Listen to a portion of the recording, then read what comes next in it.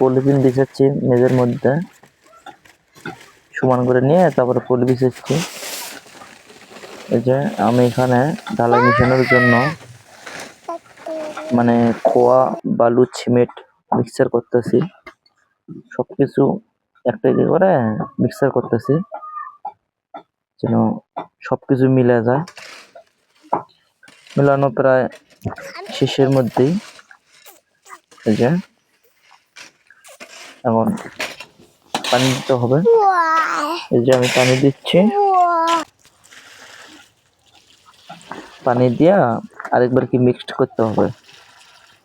Mixed করা হলে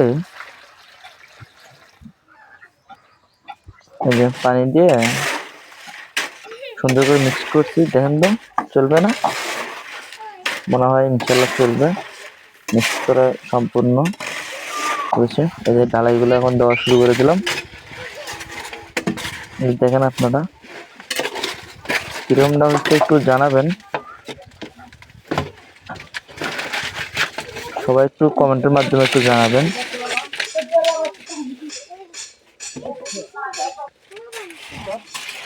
এটা কিন্তু সাধারণ ঘর নয়, এটা কিন্তু খুব শখের ঘর, শখের হাঁস মুরগির ঘর। খুব শখ করে বানানো হইলো স্বপ্নের হাঁস মুরগির ঘর।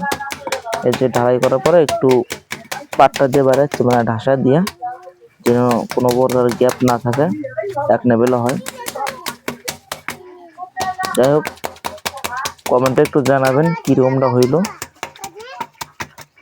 মিস্ত্রি নয় তো, তারপরে একটু করলাম। ইনশাল্লাহ ঢালাইয়ের কাজ সম্পূর্ণ শেষ। এখন বাকি থাকবে চাল। এই যে উপরে চাল দিলে ইনশাল্লাহ সম্পূর্ণ ক্লিয়ার। কিরমটা হয়েছে জানাবেন।